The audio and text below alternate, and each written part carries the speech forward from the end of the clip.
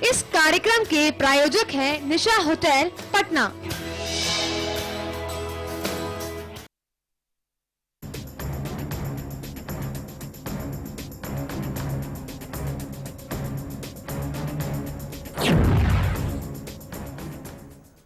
नमस्कार, मैं हूं अब्दुल और आप देख रहे हैं प्राइम टाइम, हमारा खास प्रोग्राम। और हमारे साथ है अनिरुद्ध लाल जी, जो कांग्रेस के नेता हैं। अनिरुद्ध लाल जी, बहुत बहुत स्वागत है आपका प्राइम टाइम में। सबसे पहले बात की जाए मोदी की ललकार की, तो बिहार विधानसभा चुनाव और चुनाव के इस दौर में हर पार्टी एक दूसरे को शिकस्त देने में लगी हुई है। यहाँ विकास का मुद्दा नहीं है, मुद्दा है तो सिर्फ एक दूसरे पर कीचड़ उछालने का। और बिहार की सत्ता पर सिर्फ हर कोई काबिज होना चाह रहा है। जी हाँ, पीएम मोदी की आखिरी रैली में पीएम ने कांग्रेस पर जमकर निशाना साधा। इस रिपोर्ट में देखिए।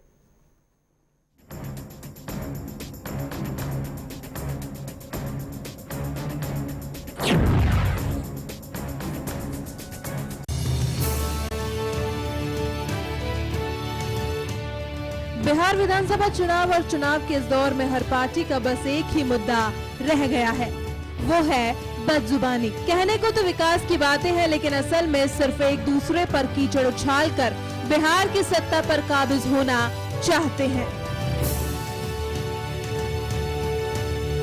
जी हाँ, एक बार फिर पीएम मोदी ने कांग्रेस पर जमकर निशाना साधा है। प्रधानमंत्री नरेंद्र मोदी ने सोमवार को बिहार के पूर्णिया में रैली की। 1984 दंगों का मुद्दा उठाया। कहा, मैडम सोनिया जी, आपने तो 35 साल राज किया। आज 2 नवंबर है। 1984 का 2 नवंबर याद करो, इंदिरा गांधी की हत्या हो गई थी। इसके बाद कत्लेआम किया गया। कांग्रेस पर गंभीर आरोप लगे। आज उसी 2 नवंबर को कांग्रेस पार्टी टॉलरेंस पर भाषण दे रही है। कांग्रेस पार्टी डूब मरो, अभी भी सिखों के आंसू नहीं पोंछे गए हैं। आज 2 नवंबर है। 1984 का 2 नवंबर याद करो। 1984 का इंदिरा गांधी जी की हत्या के दूसरा दिन, तीसरा दिन, चौथा दिन दिल्ली में, हिंदुस्तान में सिखों का कत्लेआम चल रहा था। कत्लेआम किया जा रहा था। कांग्रेस पार्टी पर गंभीर आरोप लगे थे। कांग्रेस के नेताओं पर गंभीर आरोप लगे थे। और आज उसी 2 नवंबर को कांग्रेस पार्टी टॉलरेंस पर भाषण देने लगी है। अरे डूब मरो, आपको शोभा नहीं देता है। मोदी के बयान के क्या है मायने? गौमांस रखने के शक पर दादरी में एक शख्स की हत्या और कन्नड़ लेखक कलबुर्गी की हत्या के विरोध में हाल ही में कई लेखकों, फिल्मकारों और वैज्ञानिकों ने सम्मान लौटाए हैं। इसे मुद्दा बनाते हुए कांग्रेस ने कहा है कि देश में असहिष्णुता बढ़ रही है और मोदी चुप्पी साधे हुए हैं। गृह मंत्री राजनाथ सिंह सहित कई मंत्रियों ने कहा है कि दादरी केस और कलबुर्गी की हत्या जैसे मामलों के लिए सीधे पीएम पर सवाल उठाना सही नहीं है। लेकिन कांग्रेस संसद के इसी महीने में होने वाले शीत सत्र में भी ये मुद्दा उठाने की तैयारी में है।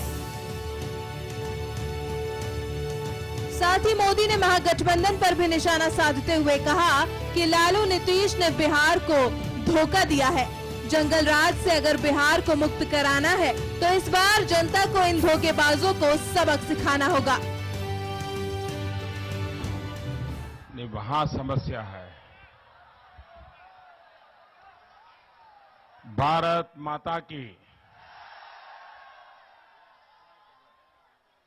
मैं जय बुलवाता हूं तब तो सुनाई देता है आपको।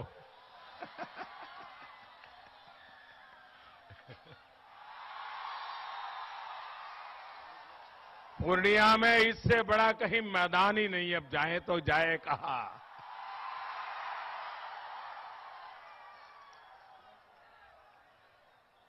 ये आपका प्यार मेरी सर आंखों पर।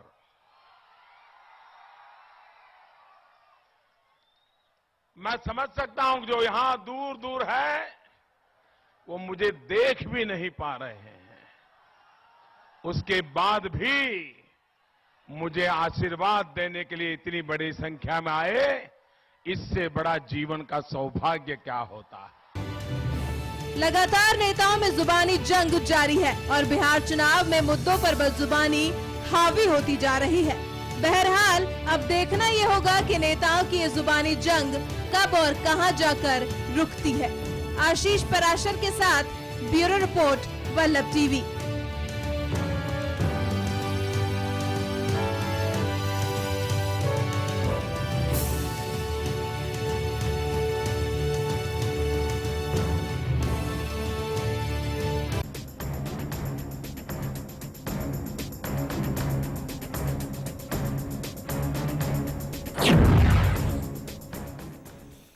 तो हमारे सहयोगी आशीष पराशर की आपने ये रिपोर्ट देखी। इस रिपोर्ट के जरिए जो चीजें बयां हुई हैं, जिस तरह से जो आज रैली की गई, रैलियों का आज वैसे भी रैला देखने को मिला, तकरीबन 20 रैलियां हुई एनडीए और महागठबंधन को मिलाकर। खैर, इस रैली में जिस तरह से कांग्रेस पर निशाना साधा गया, जिस तरह से नीतीश और लालू पर निशाना साधा, प्रधानमंत्री नरेंद्र मोदी ने बहुत कुछ बयां कर रहा है, बहुत कुछ तस्वीरें दिखा रहा है। बरखे पलटे गए, पन्ने पलटे गए, 84 के दंगों की याद दिलाई गई और सीधे तौर पर कांग्रेस को निशाने पर लिया। क्या यह माना जा सकता है? क्यों? क्योंकि पांचवा चरण ऐसी जगह पर है, 57 सीटें वो सीटें हैं जहां पर सीमांचल का एरिया भी है, और सीमांचल का एरिया वो एरिया है जहां मुस्लिम बहुल एरिया माना जाता है। बहुत सारी चीजें हैं, बहुत सारे समीकरण हैं, उन समीकरणों से कैसे सुलझा पाएगी, ये बड़ा सवाल है। हमारे साथ अनिरुद्ध लाल जी कांग्रेस के नेता हैं, हमारे साथ जुड़े हुए हैं फोन लाइन पर। हम और बीजेपी के नेता को जोड़ने की कोशिश करेंगे। सबसे पहले अनिरुद्ध लाल जी से मैं सवाल करता हूं। अनिरुद्ध जी, अहम चीज ये है कि बीजेपी जिस तरह से एनडीए रैलियां कर रही है, आज जिस तरह से प्रधानमंत्री नरेंद्र मोदी ने रैली की, कांग्रेस पर निशाना साधा, क्या कहेंगे आप? 84 के दंगों की याद दिलाई, उन्होंने कहा कि 84 में दंगे जो हुए थे, कांग्रेस उससे वाकिफ है, किस तरह से क्या हुआ था। देखिए, मैं समझता हूं कि ये आखिरी चरण में जिस प्रकार से एक बौखलाहट नरेंद्र मोदी जी के भाषण में दिखाई दे रही है, और 84 के दंगों की उन्होंने बात कही, और जिस प्रकार से उन्होंने कहा कि डूब मरना चाहिए, मैं समझता हूं कि नरेंद्र मोदी को इस तरह की भाषा नहीं बोलनी चाहिए, जो कि स्वयं इतने बड़े गुजरात के दंगों के उनके ऊपर आरोप लगे हुए हैं, जिसमें उनकी पार्टी के तमाम मंत्री और पदाधिकारी जो हैं वो जेल जा चुके हैं, सजा हो चुकी है, और पूरी दुनिया में गुजरात के दंगों को लेकर जो चले, एलजेपी के एक नेता हैं हमारे साथ जुड़ रहे हैं, शैलेश जी हैं, सीधे फोन लाइन पर जुड़ रहे हैं। शैलेश जी, स्वागत है आपका वल्लभ टीवी पर। शैलेश जी, आवाज पहुंच रही है आप तक? शायद नहीं पहुंच रही है, तकनीकी खामी है। लेकिन देखिए अनिरुद्ध लाल जी, गुजरात के दंगों की आप बात कर रहे हैं, लेकिन आप जो रैली हुई है प्रधानमंत्री नरेंद्र मोदी की, और उस रैली में जिस तरह से कांग्रेस पर निशाना साधा गया, इससे पहले रैलियां की गई, आपको घोटालों की सरकार कहा गया, क्या माना जा सकता है इसको? देखिए, जहाँ तक मैं समझता हूँ कि घोटालों की जहाँ तक उन्होंने बात कही है, वो पूरी तरह से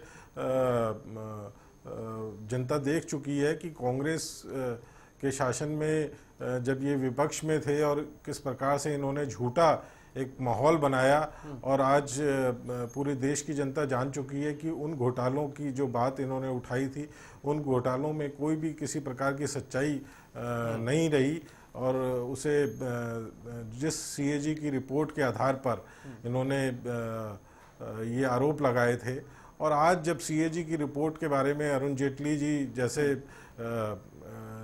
जो उनके नेता हैं दिग्गज, वो कह चुके हैं कि रिपोर्ट जो है वो मात्र एक सीएजी का लेखा जोखा मात्र है, और उसमें उसको उसी नजरिए से देखा जाना चाहिए। देखिए, अहम चीजें बहुत है, घोटालों की सरकार बोल रहे हैं, 84 के दंगों की बात की जाए। दूसरी चीज ये देखने को मिलती है, कांग्रेस या महागठबंधन की हम बात करें, महागठबंधन का हिस्सा है कांग्रेस, कहीं ना कहीं ये चीज देखने को मिल रही है अनिरुद्ध जी कि कांग्रेस या फिर हम महागठबंधन में हम जेडीयू आरजेडी की बात करें, नीतीश, लालू, राहुल गांधी की बात करें, थोड़ा सा इनके चेहरे पे शिकन नजर आ रही है, माथे पर शिकन की लकीरें नजर आ रही है, क्योंकि अगर एनडीए में जो भी चुनावी सभा हो रही है, गृह मंत्री की बात की जाए या केंद्रीय मंत्री स्मृति ईरानी की बात करें या फिर प्रधानमंत्री नरेंद्र मोदी की बात करें, जितनी भी जनसभाएं हो रही हैं वहां पर जनसलाब बहुत ज्यादा उमड़ कर आ रहा है।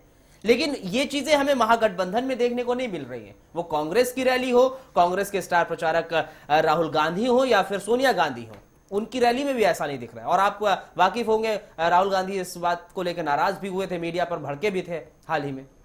नहीं, ऐसा नहीं है। हमारी जो महागठबंधन की रैलियां हैं वो निश्चित रूप से बहुत ही कामयाब रही हैं और नरेंद्र मोदी जी और उनका जो एक तंत्र है वो इस बात में माहिर है कि किस प्रकार से पैसे का और इवेंट को ऑर्गेनाइज करने का एक जो उनका मतलब कहना क्या चाह रहे हैं, इवेंट को ऑर्गेनाइज करने का मतलब क्या है? मेरे कहने का मतलब ये है कि जो प्रायोजित भीड़ है उसको मतलब देखकर आप गुमराह ना हो। हाँ, प्रायोजित भीड़ बता रहे हैं, क्योंकि लगातार। चलिए, शैलेश जी हमारे साथ जुड़ गए फोन लाइन पर, एलजेपी के नेता है। शैलेश जी, बहुत बहुत स्वागत है आपका बल्लभ टीवी के खास प्रोग्राम प्राइम टाइम में। शैलेश जी, क्या कहेंगे? प्रधानमंत्री नरेंद्र मोदी रैली कर रहे हैं, एनडीए रैली कर रही है, लगातार कांग्रेस पर निशाना साधती नजर आ रही है, महागठबंधन पर निशाना साधती नजर आ रही है। नहीं, इसमें अब तो बिहार के चुनाव में इस बार ऐसा हो गया है कि किसी पर महागठबंधन पर निशाना साधने की जरूरत ही नहीं है। अच्छा, क्यों निशाना नहीं साध रहे हैं? अच्छा, ये बताइए शैलेश जी, अरे साहब ये तो बताइए, चौथे चरण की चुनाव खत्म। अरे निशाना नहीं साध रहे हैं तो ये क्या कह रहे हैं आप? 84 के दंगों की बात कर रहे हैं और उनके कामकाज की बात कर रहे हैं, ये निशाना नहीं साधना तो क्या है? 84 की दंगों की बात कोई गलत नहीं है। अरे गलत नहीं है तो चुनाव में क्यों कह रहे हैं, चुनाव प्रचार में क्यों कह रहे हैं? बड़ा सवाल ये है ना। वो तो जनता के, पूरे देश के, एक जनता देश के पूरे जहाँ भी पूरे वर्ल्ड में हर लोग जानते हैं कि 84 में कांग्रेस के रीजन में ही इतना बड़ा दंगा हुआ था और उस दंगे के बारे में सबको ज्ञात है और सब लोग आज तक चर्चा करते हैं। अनुज जी कह रहे हैं गुजरात के दंगों का क्या हुआ फिर? नहीं, गुजरात के दंगों की भी चर्चा होती है, ऐसी तो है नहीं कि गुजरात की दंगों की चर्चा नहीं होती है। लेकिन गुजरात के दंगे किस तरह के थे और 84 के दंगे किस तरह के थे, क्या कहेंगे? दोनों में फर्क तो सबको मालूम है। नहीं, इनसे पूछिए ना कि फर्क बताएं, ये क्या फर्क है? क्या इंसान अनिरुद्ध लाल जी कांग्रेस के नेता हैं, आपसे फर्क जानना चाह रहे हैं गुजरात के दंगे और 84 के दंगों में। थोड़ा सा फर्क बता दिए, हमारी जनता भी जान लेगी कि आखिर क्या फर्क था गुजरात के दंगे और 84 के दंगों में। 84 का दंगा पूरा कांग्रेस द्वारा प्रायोजित था। अच्छा, वहीं जो गुजरात के दंगे थे वो प्रायोजित नहीं था। वो एक तरह से लोगों के दो पक्षों का एक जो गुस्सा कहिए या दो जो वहां पे ट्रेन जली और जिससे एक तरह की अफवाहें फैली, उसका एक सेंटिमेंटल जोश था लोगों में, उससे वो दंगे हुए और उसको रोक भी लिया गया। लेकिन जितना बड़ा दंगा कि एक अल्पसंख्यक वर्ग को और बिल्कुल एक प्रायोजित ढंग से एक आदमी की मृत्यु होती है और उसके बाद कल होके दंगा होती है और पूरे देश में होती है, दोनों में फर्क है ना। तो गुजरात में दंगे हुए थे, हिंदू मुस्लिम दंगे और भी हुए हैं, भागलपुर में भी हुए थे दंगे और भी हुए हैं, लेकिन जो ये सिख दंगा हुआ था, नहीं, ये एक अहम सवाल आपने उठा दिया है। एक अहम सवाल उठाया है आपने शैलेश जी और अनुज जी। ये सवाल निश्चित रूप से एक अहम सवाल है कि इन्होंने जिस तरह से बोला है कि कांग्रेस के राज्य जो 84 में दंगे हुए थे वो प्रियोजित दंगे माने जा रहे थे। नहीं, ऐसा बिल्कुल नहीं है कि कांग्रेस के समय में वो दंगे हुए और कांग्रेस प्रायोजित दंगे थे। मैं आपको दावे के साथ कह सकता हूं कि उसके पश्चात जो एक रिपोर्ट आई, जो एक सरकारी एजेंसी की रिपोर्ट थी, उसमें ये स्पष्ट रूप से लिखा गया था कि उसमें आरएसएस का हाथ रहा है। साहब, जगदीश टाइटलर और एचकेएल भगत और सज्जन कुमार साहब कौन थे फिर? उन पर भीड़ भड़काने का आरोप नहीं था। मैं इस बात से इनकार नहीं कर रहा कि कांग्रेस के कुछ नेताओं के भी नाम उसमें आए हैं और वो कानून के सामने उनको पेश किया गया है। आप कहावत तो जानती होंगे ना, एक मछली तालाब को गंदा करती है। आप मुझे बताइए कि जो मैं आज ला नहीं पाया अखबार की वो कटिंग और वो लाकर मैं दिखा सकता हूं कि एक सरकारी एजेंसी के द्वारा ये बात बताई गई और ये बात जांच के दौरान सामने आई कि उसमें आरएसएस का बहुत बड़ा रोल था। क्योंकि आप सुनिए मेरी बात, नहीं मैं बता रहा, सुनिए ठीक है, आपको आप घटना के पीछे जाइए ना, कि किस प्रकार से ये जो आतंकवाद था, पंजाब का आतंकवाद था, उस दौरान आरएसएस और भारतीय जनता पार्टी उन निरंतर भारत बंद और तमाम इस तरह के जो चीजें ये हैं। शैलेश जी क्या कहेंगे आप, किस तरह से? मैं कह रहा हूँ कि अनुरुद्ध जी से पूछिए कि जो जांच हुई थी वो भी यूपीए के कार्यकाल में ही हुई थी और कांग्रेस के रीजन में ही हुई थी, तो वो तो आएगी ना। गुजरात दंगे के बारे में तो ये लोग कहेंगे ना कि आरएसएस का उसमें हाथ था। कोई प्रूफ तो बताए कि आरएसएस का किस तरह से हाथ था, आज तक प्रमाण हुआ क्या? ये तो मालेगांव ब्लास्ट को भी कहते हैं कि आरएसएस का हाथ था, लेकिन उसमें कोई प्रमाण है इनके पास? आज तक कोर्ट भरी कर रही है सब लोगों को, तो इनके पास कहाँ से प्रमाण आ गए? या ये भारत के न्यायालय हो गई कांग्रेस, जो चाहेगी वही होगा? नहीं, ये भी सवाल एक अहम है कि देखिए, हाँ बताइए अनुज जी कुछ कहना चाह रहा। देखिए, इनका तो किसी सरकारी एजेंसी की रिपोर्ट के ऊपर, संविधान के ऊपर, कानून के ऊपर कोई यकीन किसी प्रकार से दिखाई नहीं देता। अब अरे साहब, अगर आज की तारीख में आप भी तो ऐसे आरोप लगाते हैं कि अगर जो एक कोई भी आरोप आपने लगाया, किसी भी तरीके का आरोप लगाया, उसकी जांच हो रही है, आप कहते हैं कि आपके अंडर है। ये आरोप की बात नहीं कर रहा मैं। 84 के बाद जो एक रिपोर्ट आई है उस रिपोर्ट की बात कर रहा हूं, जिसमें कि ये स्पष्ट रूप से कहा गया है कि उसमें आरएसएस के लोगों का बहुत बड़ा उस दंगे को भड़काने में रोल रहा है। हाँ, निश्चित रूप से हमारी एक नेता की हत्या हुई, उसमें हमारे भी भावावेश कुछ नेता शामिल हुए, उनके ऊपर कार्रवाई हुई है, मैं इस बात से इनकार नहीं कर रहा। लेकिन ये कहना कि वो कांग्रेस पर आयोजित कौन से नेता पर करवाई हुई है कि 84 के दंगे में शामिल थे, उनके कांग्रेस के किस नेता के ऊपर करवाई हुई है, जरा पूछिए तो। सज्जन कुमार जी के ऊपर एक नाम को बताएं जिस पे करवाई हुई जी के ऊपर जांच चल रही है, और जो कमीशन बिठाया गया उस कमीशन की जितनी भी सिफारिशें थी वो यूपीए गवर्नमेंट ने मानी। नहीं, कुल मिलाकर ये देखिए, अगर इसकी तफसील से बात की जाएगी तो बहुत दूर तलक बात जाएगी। खैर, अहम चीज ये है क्योंकि बिहार में चुनाव है और चुनाव को लेकर अगर हम बात कर रहे हैं और लगातार प्रधानमंत्री नरेंद्र मोदी रैलियां कर रहे हैं, सवाल ये है, एक अहम सवाल ये है कि जो 5वें चरण का चुनाव होना है 57 सीटों पर, वो एक ऐसे क्षेत्र में होना है, 57 वो ऐसी सीटें हैं जहां पर कहीं ना कहीं मुस्लिम बहुल एरिया वो माना जाता है, और वैसी की एंट्री ने कहीं ना कहीं जो वोटर्स थे उनको बांटा है। अनुज जी देखिए, ये सेकुलर वोट्स को बांटने की जो साजिश भारतीय जनता पार्टी ने की है, और मैं समझता हूं कि ओवैसी जो हैं वो उसका एक टूल बन गए हैं ताकि सेकुलर वोट्स में डिवीजन हो और उसका जो लाभ है वो इस तरह की कम्युनल पार्टियों को मिल जाए। ये एक साजिश है, लेकिन बिहार की जनता निश्चित रूप से इसका जवाब देगी। और शैलेश जी क्या कहेंगे? ये कॉम्युनल, सो कॉल्ड कॉम्युनल के नाम पर ये लोग चुनाव लड़ना चाहते हैं। इन्होंने ही इस बात को ये साबित करना चाहते हैं कि भाजपा और उसके जितने सहयोगी हैं सब कम्युनल पार्टी हैं, और यही सो कॉल्ड सेकुलर पार्टी है ये लोग और इनकी गठबंधन, जिनके रीजन में भागलपुर दंगा हुआ, जिनके रीजन में इतने सारे दंगे हुए, और कम से कम 300 से ज्यादा दंगे बिहार में हुए छोटे बड़े, उसके बाद भी इनको मुसलमानों का वोट चाहिए। और 35 साल से लेके 40 साल तक कांग्रेस ने राज किया इस देश पर, तो उन्होंने मुसलमानों को क्या दिया कि आज भी मुसलमान पिछड़े हुए हैं। फिर ये सो कॉल्ड सेकुलर, और फिर ये वोट के लिए सेकुलरिज्म को दिखाते हैं और सेकुलरिज्म का डर दिखाकर और ये वोट पाना चाहते हैं। तो ऐसे तो बिहार की जनता पूरी जान गई है। 4 चरण की चुनाव हो गई, 5वें चरण की चुनाव हो रही है, जहाँ पर 15-16% मुस्लिम बहुल इलाके बहुत सारे क्षेत्र हैं, आधे से अधिक कंस्टिट्यूंसी 15-16% आधे से अधिक कंस्टिट्यूंसी में मुस्लिम है, और उसमें से सभी वोट कर रहे हैं बीजेपी को, एनडीए को। अभी भी 4 चरणों में लोगों ने वोट किया है।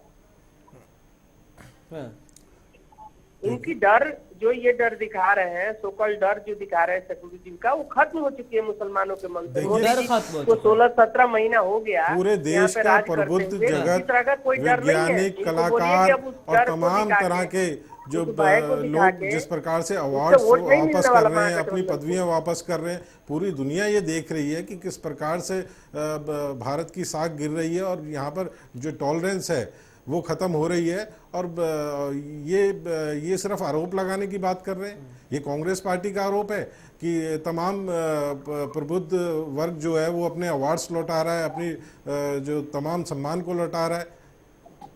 ये बात कांग्रेस का सही आरोप है। तो नहीं सम्मान है। लौटाने वाले 10-12 1 दर्जन हो सकते हैं। 1 दर्जन वो जिन लोगों ने सम्मान लौटाया है, जिसकी ये चर्चा कर रहे हैं, उनसे पूछिए कि उनका इतिहास क्या है, पिछला और अगला। पूरे वो कांग्रेस देश के की ही- आजादी के बाद ऐसा कांग्रेस कभी के नहीं ही हुआ। इतिहास लिखते हैं वो, बाकी देश का इतिहास नहीं लिखते हैं। वो केवल कांग्रेस के ही बारे में सब वो कुछ देश के बुद्धिजीवी नागरिक है, नहीं है। कांग्रेस के दिमाग के लिए। नहीं, वो देश के नागरिक उनके नहीं दिमाग है। में कम्युनिज्म और कांग्रेस दोनों घुसा हुआ है। शैलेश जी, वो देश के नागरिक नहीं है क्या? अनिरुद्ध नहीं, लाल- देश के नागरिक है तो देश के नागरिक तो सही बातें लिखेगा ना। इसमें कौन सी एक दादरी घटना हुई अकस्मात, उसकी सबने निंदा की, प्रधानमंत्री ने भी निंदा की, हर लोगों ने निंदा की, कोई भी अनपढ़ भी होगा उसने भी निंदा किया कि ये सही चीज नहीं है। वैसी घटनाएं रोज होती है, हर प्रदेश में होती है। तो इस पे उससे बड़ी बड़ी घटनाएं हुई है कांग्रेस के रीजन में, यूपीए के रीजन में, हर प्रदेश में हुई है। तब ये सब कहाँ थे इतिहासकार और ये सब बुद्धिजीवी पर कहाँ था? कहाँ किसी ने इस्तीफा दिया? कहाँ किसी ने अपने सम्मान लौटाया?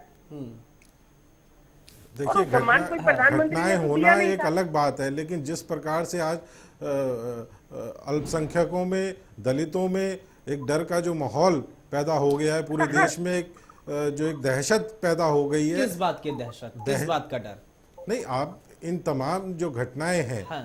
उनसे नहीं, बताइए। आप जैसे हरियाणा की ये घटना ले लें, 2 दलित बच्चों को जिस प्रकार से जलाया गया, यह मुजफ्फरनगर की घटना है जिसमें कि रिपोर्ट स्पष्ट रूप से कह रही है कि भारतीय जनता पार्टी शामिल थी, चाहे वो दादरी की घटना हो।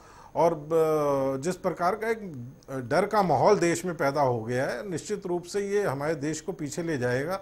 और एक मैं समझता हूँ कि पूरे दुनिया में जो एक हमारी छवि बनी थी डॉक्टर मनमोहन सिंह के नेतृत्व में, श्रीमती सोनिया गांधी जी के नेतृत्व में, और देश एक बढ़ती हुई आर्थिक शक्ति के रूप में आगे बढ़ रहा था, निश्चित रूप से उसको ठेस पहुंच रही है। क्या उसको ठेस पहुंच रही है? क्या डर का माहौल बन रहा है शैलेश जी? नहीं, डर का माहौल कुछ भी नहीं है। ये लोग डर का माहौल बनाना चाह रहे हैं जो कि बन नहीं पा रहा है। ये अपने आप ये कहना चाह रहे हैं कि ये बनाना चाह रहे हैं डर का माहौल? आप ये कहना चाह रहे हैं ये बना रहे हैं डर का माहौल? बिल्कुल बिल्कुल, ये डर का माहौल बनाकर अभी बिहार चुनाव खत्म हो जाएगा, सब डर का माहौल खत्म हो जाएगा, देख लेना आप। नहीं, मतलब वही चीज हो गई ना। आप चाहे ये हो या चाहे आप हो, चुनाव आते ही ये डर का माहौल, यानी कि जो भी मुद्दा मिल जाए उसको भुनाने की कोशिश कर लो, यही तो कहना चाह रहे हैं ना शैलेश जी? नहीं, हाँ। देखिए, हम तो सरकार में हैं, भारत सरकार चल रही है, एनडीए पूरी चला रही है, उसको मोदी जी प्रमुख है, प्रधानमंत्री हैं, वो क्यों चाहेंगे डर की माहौल बनाना? ये एनडीए क्यों चाहेगी? नहीं तो आप ये भी तो डर की इन माहौल मुद्दों बनाकर पर आप भी तो अपनी दिखाकर प्रतिक्रिया और दे रहे थे। बचा रहे हैं। प्रतिक्रिया क्या, तो आप भी मुद्दा ही बना रहे थे हो उसको। नहीं रहा। संगीत सोम क्या कर रहे थे? और जो बताइए, जी जी, आप भी तो इन मुद्दों को भुनाने की कोशिश कर रहे थे, कोई आप नहीं। इनको सुलझाने की कोशिश बिल्कुल थोड़ी ना नहीं। कर रहे थे। हम लोगों ने तो बिल्कुल, हमारा एक ही नारा है कि सबका विकास, और उसमें कहीं से भी कोई अल्पसंख्यक ठीक। नहीं है उस विकास में, कहीं से भी कोई धर्म नहीं है, कहीं से कोई जात नहीं है, कुछ नहीं है। वो सबका चलिए। विकास, पूरे भारतवर्ष का विकास हमारा नारा है। ये सिर्फ और नारों वही की सरकार होगा। बन के रह गई है। हमने कहीं नहीं कहा हम लोगों ने कि नहीं ये मुस्लिम है, ये सिख है, ये ईसाई है, तो इसका विकास नहीं होगा। अगर फैक्ट्री लगेगी कोई, तो ऐसा तो है नहीं कि उसमें खाली हिंदू काम करेंगे, मुस्लिम नहीं करेंगे। कहीं कोई कॉलेज बनती है, सिर्फ कोई सड़क नारों की बनती है, सरकार तो है उसमें क्या ये? खाली नारों और जुमलों की सरकार है ये बस। जुमले और नारों की सरकार बता रहे हैं अनिरुद्ध जी? इनसे ज्यादा इन जो महागठबंधन अभी बिहार में चुनाव लड़ रही है, उसमें लालू जी हैं, नीतीश जी हैं, उनसे बड़ा जुमलेबाज तो अभी तक कोई पैदा नहीं हुआ। मेरे ख्याल से पूरे भारत के इतिहास में कोई पैदा नहीं हुआ जितना जुमला लालू जी बोलते हैं।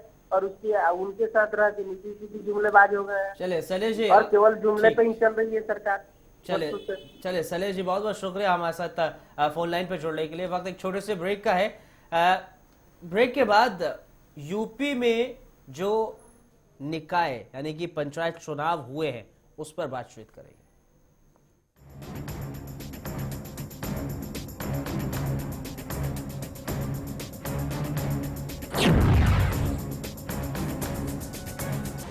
ये पिछड़ों के रक्षक आरक्षण के भक्षक क्यों बन गए? लालू जी, नीतीश जी, सोनिया जी और भी कुछ राजनीतिक दल वो क्या करने जा रहे हैं आपको मालूम है?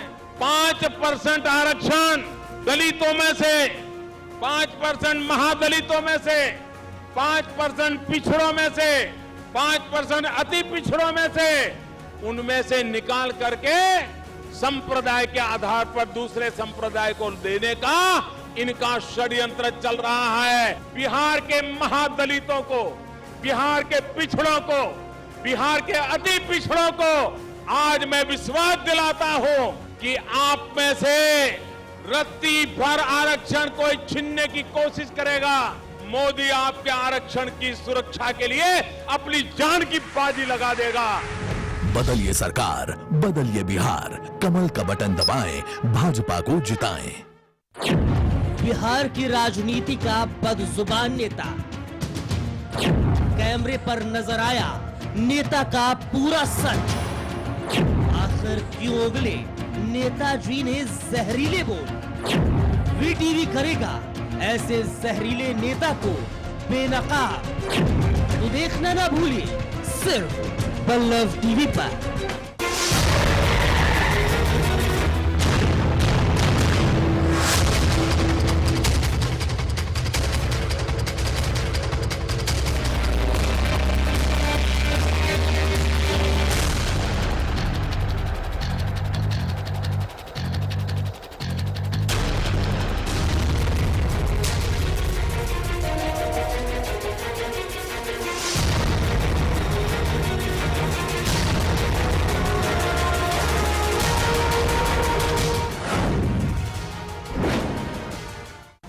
ये पिछड़ों के रक्षक आरक्षण के भक्षक क्यों बन गए?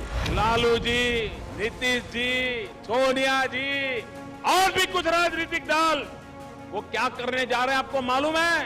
5% आरक्षण दलितों में से, 5% महादलितों में से, 5% पिछड़ों में से, 5% अति पिछड़ों में से, उनमें से निकाल करके संप्रदाय के आधार पर दूसरे संप्रदाय को देने का इनका षड्यंत्र चल रहा है। बिहार के महादलितों को, बिहार के पिछड़ों को, बिहार के अति पिछड़ों को आज मैं विश्वास दिलाता हूं कि आप में से रत्ती भर आरक्षण कोई छीनने की कोशिश करेगा, मोदी आपके आरक्षण की सुरक्षा के लिए अपनी जान की बाजी लगा देगा।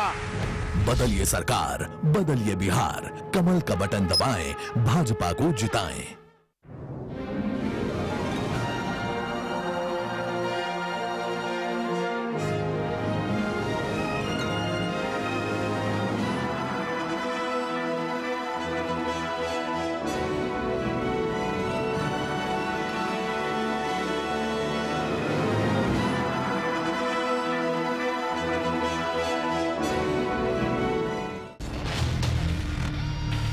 संसद की बात हो या चुनावी बिसात, सरकार की नीतियां हो या हो देश का विकास, आपसे जुड़े हर मुद्दे दिखाएंगे हम सिर्फ पल्लव टीवी पर। आवाज सच।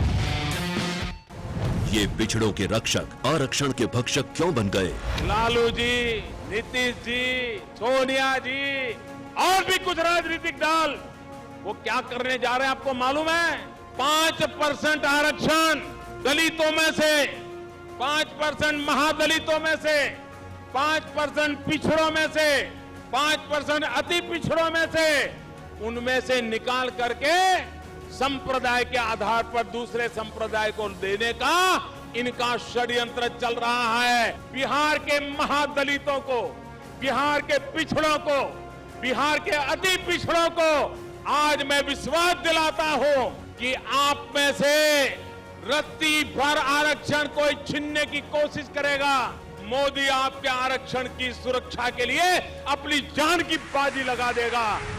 बदलिए सरकार, बदलिए बिहार, कमल का बटन दबाएं, भाजपा को जिताएं। संसद की बात हो या चुनावी बिसात, सरकार की नीतियां हो या हो देश का विकास, आपसे जुड़े हर मुद्दे दिखाएंगे हम सिर्फ पल्लव टीवी पर। आवाज सच। बिहार की राजनीति का बदजुबान नेता, कैमरे पर नजर आया नेता का पूरा सच। आखिर क्यों उगले नेताजी ने जहरीले बोल? वीटीवी करेगा ऐसे जहरीले नेता को बेनकाब। तो देखना ना भूलिए सिर्फ पल्लव टीवी पर।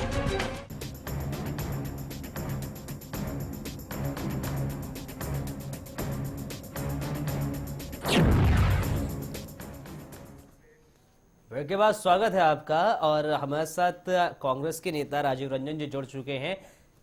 उत्तर प्रदेश में समाजवादी पार्टी की टाई फिस हो गई है, क्योंकि यूपी विधानसभा चुनाव 2017 का सेमीफाइनल कहे जाने वाले यूपी के जिला पंचायत और क्षेत्र पंचायत चुनाव के नतीजे काफी चौंकाने वाले आए हैं। पहली बार चुनाव लड़ रही ओवैसी की पार्टी ने अपना खाता खोला, तो वहीं प्रधानमंत्री नरेंद्र मोदी के संसदीय क्षेत्र में बीजेपी समर्थित उम्मीदवारों को करारी शिकस्त मिली है।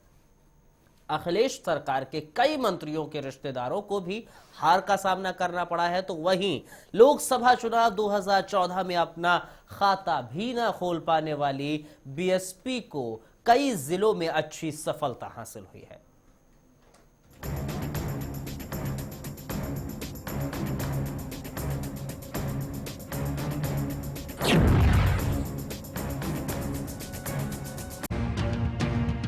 उत्तर प्रदेश के पंचायत चुनाव में समाजवादी पार्टी को बड़ा झटका लगा है।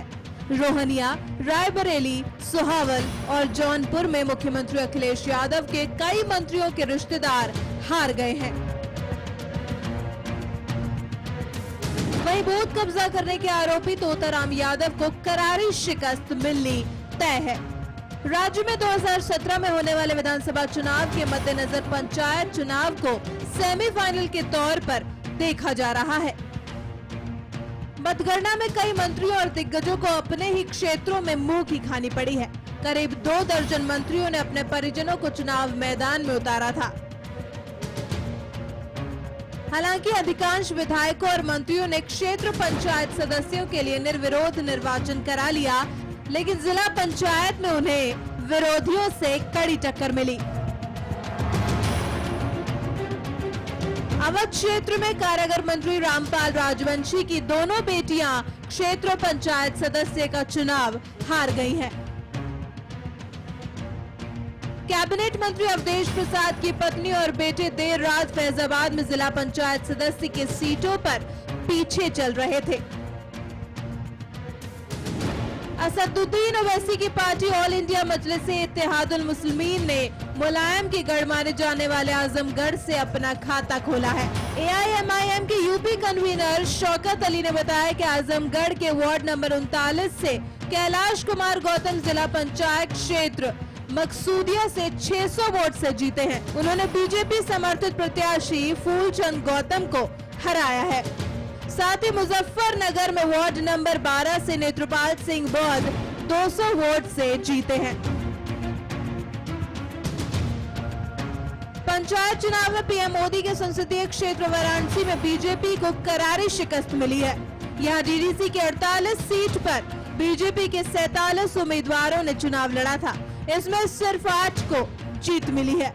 बीजेपी समर्थित डीडीसी के लिए जीतने वालों में सुजीत सिंह, रामचंद्र पाल, ओम प्रकाश खंजाती, सुरेंद्र पटेल, जगदीश गुप्ता, ज्योति सिंह, अमित सोनकर और अखिलेश शामिल हैं। वहीं पीएम नरेंद्र मोदी के गोद लिए गांव जयपुरा से डीडीसी चुनाव के लिए बीजेपी प्रत्याशी अरुण उर्फ रिंकू हार गए हैं। मैनपुरी में बूथ कैप्चरिंग करने के आरोपी दर्जा प्राप्त राज्य मंत्री तोताराम यादव की हार लगभग तय है। वो वार्ड संख्या 6 से जिला पंचायत सदस्य पद के चुनाव मैदान में उतरे थे। मतगणना में वो 20वें नंबर पर हैं। मैनपुरी सदर से विधायक राजू यादव की पत्नी वंदना यादव जिला पंचायत के वार्ड संख्या 15 से 292 मतों से विजयी हुई हैं। यूपी में अपनी पैठ जमाए एसपी को पंचायत चुनाव में करारी हार मिली है। बहरहाल इस बात का अंदेशा है कि आने वाले यूपी चुनाव में कहीं एसपी को करारी हार का सामना न करना पड़े। आशीष पराशर के साथ ब्यूरो रिपोर्ट वल्लभ टीवी।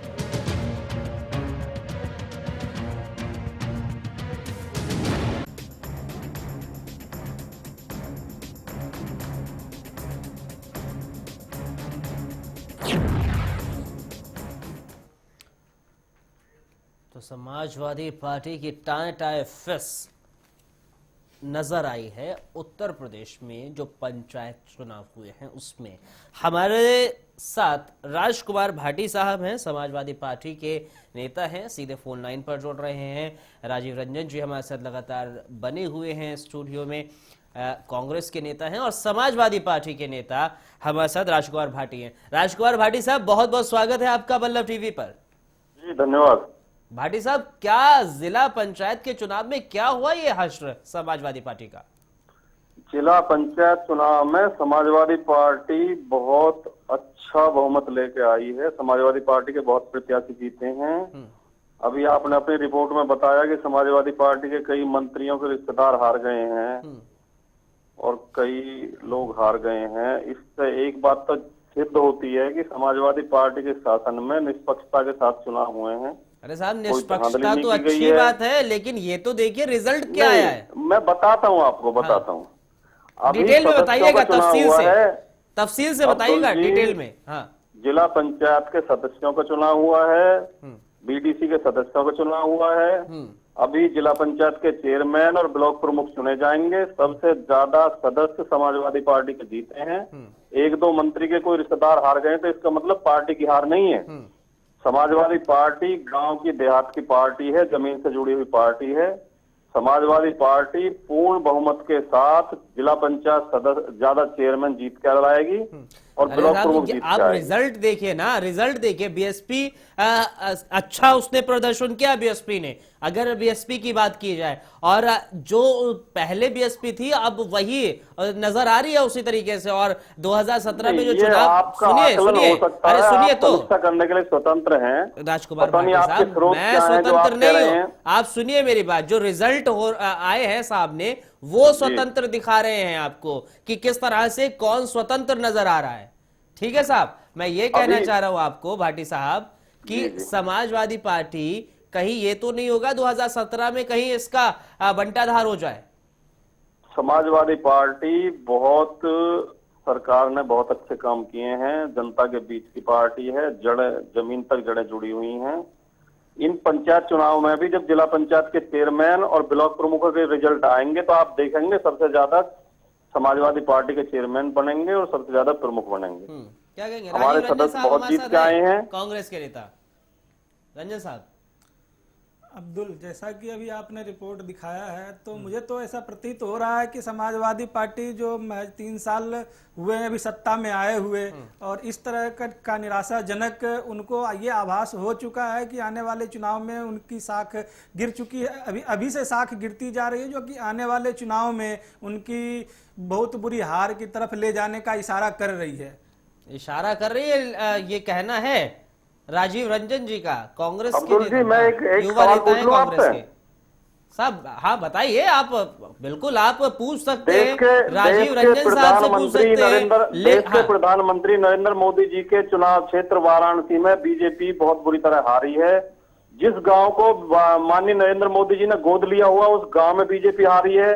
तो क्या इसे बीजेपी के खिलाफ जनमत संग्रह मान लिया जाए? नहीं, अगर नहीं माना जाए तो समाजवादी पार्टी के खिलाफ एक दो प्रत्याशियों को हारने से आप कैसे कह देंगे समाजवादी पार्टी के खिलाफ माहौल है? अरे साहब वो तो पता पड़ जाएगा 2017 में, लेकिन अच्छी बात है अगर आपके खिलाफ नहीं जा रही है तो अच्छी बात है। लेकिन जो रिजल्ट सामने आए हैं, जिस तरह से रिजल्ट सामने आए हैं, बहुत सारे ऐसे नेता हैं आपके, बहुत सारे ऐसे नेता जो रिश्तेदारों के उम्मीदवार जो मैदान में उतरे थे, साहब सुन लीजिए, वो हारे हैं। जब उनकी करारी शिकस्त होगी तो निश्चित रूप से आने वाले वक्त में जो चुनाव होंगे वो ऐसे चुनाव होने हैं 2017 में जिसमें समाजवादी पार्टी की साख निश्चित रूप से दांव पर लगेगी। 2017 में समाजवादी पार्टी पूर्ण बहुमत के साथ जीत के आएगी, आप चिंता मत करो। आप तो कहेंगे साहब, लेकिन आपके सुप्रीमो मुलायम सिंह यादव साहब तो पहले ही अंदेशा दिखा चुके हैं। अखिलेश को पहले ही कह चुके हैं कि संभल जाओ वरना 2017 में बुरा हाल होने वाला है हमारा। नेताजी के परिवार के 5 लोग पंचायत चुनाव लड़ रहे थे, 5 के 5 जीत के आए हैं। आपके आंकड़े थोड़ा दुरुस्त कर लें जनाब। मेरे आंकड़े बहुत दुरुस्त हैं। इनफैक्ट आपको ये बता दूं राजकुमार भाटी साहब, आपको याद होगा जो मेरा ख्याल है, आप बड़े तजुर्बेकार लग रहे हैं, आपको याद होगा कि जब मुलायम सिंह यादव ने अखिलेश यादव को नसीहत दी थी कि संभल जाओ वरना 2017 में हश्र बहुत खराब होने वाला है। संभल गए अब्दुल जी, और हश्र अच्छा होगा। अब संभल गए हैं और हश्र भी अच्छा होगा। हश्र अच्छा होगा। राजीव रंजन जी क्या लगता है आपको?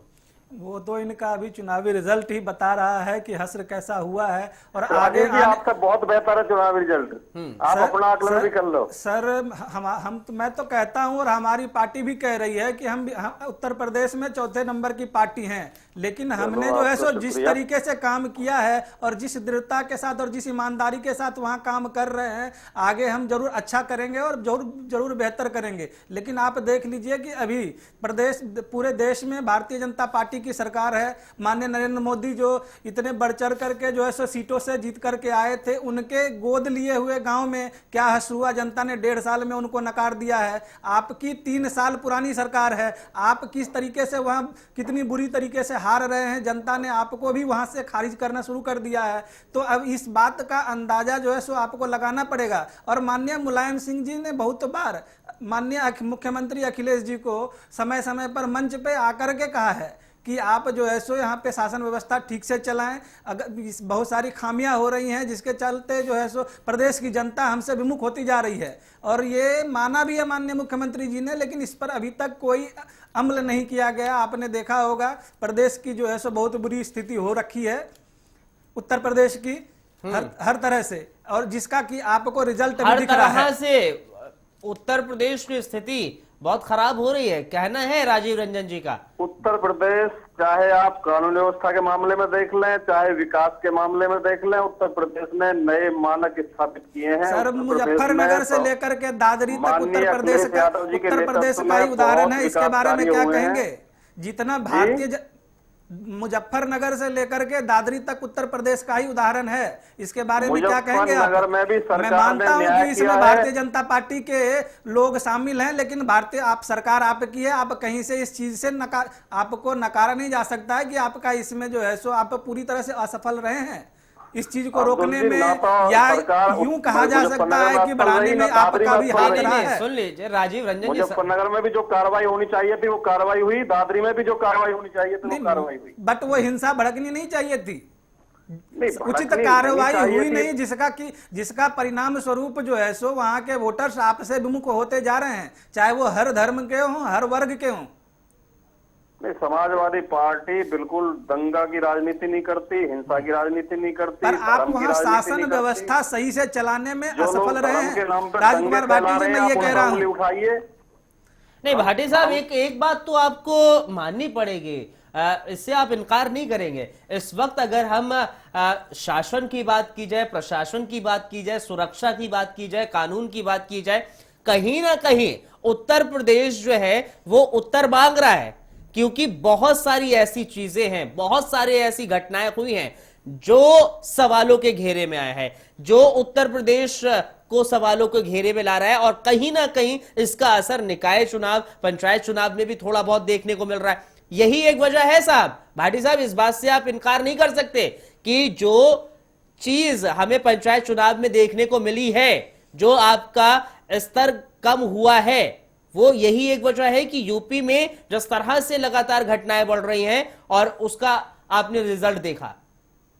नहीं, ये आपका परसेप्शन है, लेकिन सर उत्तर प्रदेश प्रशिक्षण में नहीं रिजल्ट है खराब नहीं है। ये पंचायत हाँ, पंचायत में ये समाजवादी पार्टी फैक्ट के है अच्छे साहब, ये मेंबर फैक्ट आए है। भाटी साहब, मैं आपसे फैक्ट एक है। सवाल पूछना चाहूंगा, जी जी। क्या गुजरात के दंगों में नरेंद्र मोदी दोषी हैं या नहीं है? उनकी रिस्पॉन्सिबिलिटी गुजरात- बनती है या नहीं बनती है?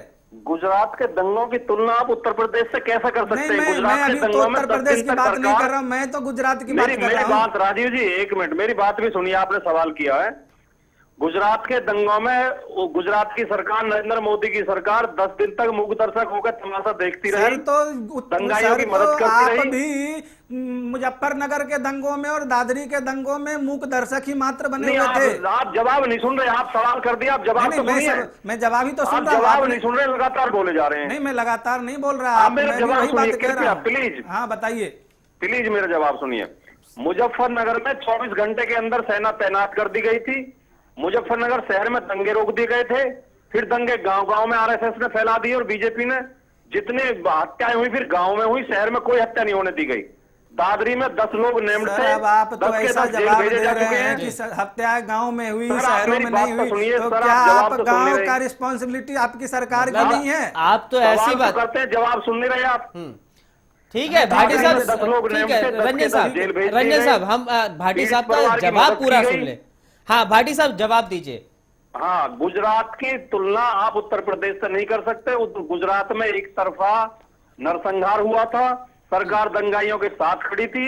उत्तर प्रदेश में दंगाइयों के खिलाफ सरकार खड़ी थी। अच्छा। दंगाइयों के खिलाफ कार्रवाई की गई, अच्छा, उनके खिलाफ मुकदमे किए गए, जेल भेजा गया और पीड़ित परिवारों की मदद की गई। सर उसकी किनको तुलना जेल आप भेजा गुजरात गया से नहीं कर है? सकते। किन किन को जेल भेजा गया है? मैं तो मेरे नजर में तो कोई भी ऐसा नहीं है जिनको आपने दादरी जेल में भेजा है। 10 लोगों को नामजद किया था पीड़ित परिवार ने। जिस अखलाक की हत्या हुई थी, अखलाक की बेटी ने 10 लोगों को पहचाना था, 10 के 10 आज जेल में हैं। आप मुजफ्फरनगर अखलाक की के बात परिवार करें, की कितनी संगीत मदद की सोम गई जी है बाहर आपको में पता है? गुजरात में किसी की मदद की थी नरेंद्र मोदी ने? नहीं, मैं तो कह रहा हूं कि गुजरात का जंग दंगा जिस तरीके से नरेंद्र मोदी उसमें शामिल थे और पूरी की पूरी भारतीय जनता पार्टी शामिल थी, भड़काने में भी और नाकाम रहे, उसको आगे से रोकने में नाकाम रहे, उसी तरीके से उत्तर प्रदेश में समाजवादी पार्टी की सरकार पूरी तरह से असफल रही है उस दंगे को रोकने में, या कहीं ना कहीं किसी तरीके से उनका भी हाथ चलिए, रहा है। आप एक राजनीतिक पार्टी के प्रतिनिधि हैं, आप ये आरोप लगाएंगे, लेकिन मैं बहुत जिम्मेदारी के साथ ये कहना चाहता हूं कि अगर मुजफ्फरनगर दंगों के समय पर अगर किसी भारतीय जनता पार्टी जैसे सांप्रदायिक दल की सरकार रही होती तो हजारों लोग मरते, महीनों तक दंगा चलता। ये समाजवादी पार्टी की ताकत थी और उसकी निष्पक्षता और उसकी न्यायप्रियता थी कि एक 24 घंटे के अंदर सेना सर वहां तैनात करके कर्फ्यू भी तो दंगों काफी को दिनों रोका तक गया लगे रहे थे और कम से दंगों कम के नुकसान होने दिया बाद गया। भाटी साहब, दंगों के बाद जो परिवार को जो घर से बेघर हुए हैं उनका भी सही तरीके से जो है सो सरकार नहीं, ने ठीक है। अब मैं एक अहम सवाल ये है कि कहीं ना कहीं आप लोग अलग जा रहे हो। सवाल एक अहम ये है कि जो पंचायत चुनाव हुए हैं उसमें जो स्थिति समाजवादी पार्टी की हुई है वो एक सवालिया निशान खड़ा कर रही है, सवालों के घेरे में चुनाव में समाजवादी पार्टी बहुमत में जीत के आई है। जब कल को चेयरमैन और ब्लॉक प्रमुखों के चुनाव होंगे तो आपको ये परिणाम मिल जाएंगे। अच्छा ये बताइए, आपको ये नहीं लगता है कि कहीं ना कहीं समाजवादी पार्टी थोड़ी सी डरी सहमी नजर आ रही है 2017 के चुनाव को लेकर, जिस तरह से आपके मुखिया साहब कहते हैं? डरी हुई नहीं है। समाजवादी पार्टी अपने काम के बल पर चुनाव लड़ेगी, विकास के बल पर चुनाव लड़ेगी। माननीय अखिलेश यादव जी ने जो वादे किए थे 2012 के चुनाव में, उनमें से 90% वादे पूरे कर दिए हैं और समाजवादी पार्टी बहुत मजबूती के साथ 2017 का चुनाव लड़ेगी। क्या कहेंगे राजीव रंजन जी? क्या लगता है आपको कि जिस तरह से भाटी साहब कह रहे हैं कि 2017 का चुनाव समाजवादी पार्टी पूरे जोर शोर से लड़ेगी, दमखम से लड़ेगी और जो वायदे किए थे 90% पूरे किए हैं अखिलेश? नहीं, इनकी इस बात से तो मैं सहमत हूं कि ये पूरे दमखम के साथ लड़ेंगे जरूर, लेकिन सफलता इनको मिलने वाली नहीं है, जिसका कि जो है सो झलक अभी उत्तर प्रदेश की जनता ने दिखाना शुरू कर दिया है। राजीव जी, सफलता देना ना देना तो जनता के हाथ में है। नहीं, लोकतंत्र जनता में के जनता हाथ में तो भगवान जरूर, होती है। जनता के जो हाथ में जनता तो जरूर फैसला वही देगी वो जनता तो है सिरमाथे ना। पे। जनता तो वही है भाटी जी, जिन्होंने आपको पिछली चुनाव में बम्पर सीटों से जितवाया था उत्तर प्रदेश में, ये सोच लेकिन- करके कि माननीय मुख्यमंत्री अखिलेश जी जो है सो बहुत यंग हैं, युवा सोच है, पर वो जो है सो वहां की लेकिन जनता। सर, आप मुझे अगर 1 मिनट का केवल समय दें, बीच में हाँ। न टोके तो, जिस बम्पर बहुमत के साथ और जिस बम्पर उम्मीद के साथ जनता ने जिताया था, माननीय अखिलेश यादव जी ने वो ही बम्पर काम उत्तर प्रदेश में किए हैं। उत्तर प्रदेश इस देश का अकेला ऐसा राज्य है जिसके 5 शहरों में मेट्रो पे काम चल रहा है। मेट्रो चल जाएगी 2017 तक। उत्तर प्रदेश अकेला राज्य है जिसमें 350 किलोमीटर का स्टेट हाईवे बन रहा है। उत्तर प्रदेश अकेला राज्य है जिसमें किसानों को फ्री पानी दिया जा रहा है। उत्तर प्रदेश अकेला राज्य में जिसमें छात्रों को लैपटॉप बांटे जा रहे हैं। आप क्या बात उत्तर कर रहे हैं? प्रदेश ही एक में ऐसा काम नहीं हुआ राज्य क्या? है जहां पर किसानों की दुर्दशा बहुत है। उत्तर प्रदेश ही एक ऐसा राज्य है जहां पर लगातार बलात्कार की वारदातें बढ़ रही है। उत्तर प्रदेश ही एक बलात्कार में ऐसा, उत्तर प्रदेश का जनाब नंबर सुनिए, पूरे जनाब प्रदेश भाटी में साहब सुनिए, 15वें नंबर पर उत्तर आता प्रदेश है। ही एक ऐसा राज्य है जहां पर क्राइम का ग्राफ लगातार बढ़ रहा है। नहीं, आप गलत कह रहे जनाब हैं, सुनिए, बिल्कुल गलत अरे बयान कर फैक्ट रहे है ये हैं। साहब, फैक्ट मैं है आपकी ये, बात का खंडन करूंगा, आप मेरी बात सुनिए। फैक्ट मैं आप बोल रहा हूं बिल्कुल मैं। गलत बयानी कर रहे हैं। हाँ, आप राष्ट्रीय अपराध ब्यूरो के आंकड़े उठा के देखिए, हाँ। उत्तर प्रदेश जनाब- का नंबर 15वें स्थान पे आता है। जनाब 15वें क्राइम का 16वें ग्राफ स्थान पर। बढ़ रहा है, क्राइम का ग्राफ नहीं, बढ़ सर, रहा है नहीं, यूपी बिल्कुल। में। इस बात से अब्दुल आप जी, इनकार बिल्कुल नहीं गलत। कर आप- सकते। आप केंद्रीय अपराध रिकॉर्ड ब्यूरो के आंकड़े उठा के देखिए सर, केंद्र सरकार के आंकड़े हैं। उत्तर प्रदेश में अपराध मध्य प्रदेश से भी कम है, गुजरात से भी कम है, राजस्थान से भी कम है। मैं ये नहीं कह रहा हूं ज्यादा है, मैं कह रहा हूं क्राइम ग्राफ बढ़ रहा है जनाब। अब ये पिछले के मुकाबले अब क्राइम का ग्राफ जो है नहीं, वो आप जो लगातार क्राइम का ग्राफ बढ़ा हुआ इंक्रीज हो रहा है। दिखाते हैं, आप केवल अपराधों की इसमें गिनती अखिलेश करते हैं। सरकार में जो क्राइम का ग्राफ था पहले के मुकाबले अब यूपी में क्राइम का ग्राफ बढ़ रहा है।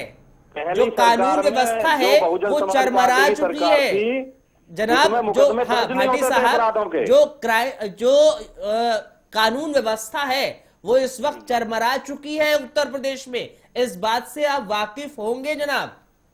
कानून व्यवस्था के मोर्चे पे माननीय अखिलेश यादव जी की सरकार ने जितना काम किया है, पूरे भारत में किसी स्टेट में इतना काम नहीं हुआ। पुलिस की नई भर्ती, नए थाने, नई पीसीआर, नए कंट्रोल रूम, पुलिस को हथियार, और ये मुख्यमंत्री अखिलेश यादव का दावा है कि 2016 से हम ऐसी व्यवस्था कर देंगे कि हर घटना स्थल पे 15 मिनट के अंदर पुलिस पहुंचेगी। इतना काम कानून व्यवस्था के मोर्चे पे उत्तर प्रदेश में हो रहा है, किसी प्रदेश में इस भारत में नहीं हो रहा। चलिए वो देखने वाली बात होगी अब 2017 तक आप क्या कुछ करते हैं। हम उम्मीद यही करेंगे कि आप अच्छा काम कीजिए, जो जनता है यूपी की वो आपको फिर से चुन के लाए। क्योंकि अगर आप अच्छा काम करें तो, और देखने वाली बात होगी 2017 में क्या कुछ होगा। बहुत बहुत शुक्रिया भाटी साहब, कीमती वक्त अपना बल्लभ टीवी को देने के लिए, और बहुत बहुत शुक्रिया हमारे साथ जुड़ने के लिए। बहुत बहुत शुक्रिया आपका भी राजीव रंजन साहब हमारे साथ जुड़ने के लिए। लेकिन उत्तर प्रदेश में जिस तरह से जो निकाय चुनाव हुए हैं, वहां पर जो पंचायत चुनाव हुए, वहां जरूर समाजवादी पार्टी की टाइटा फेस होती नजर आई। लेकिन समाजवादी पार्टी के नेता का कहना है कि 2017 में तो बहुमत से फिर से हम आएंगे। देखने वाली बात होगी। खैर, प्राइम टाइम में इतना ही। नमस्कार।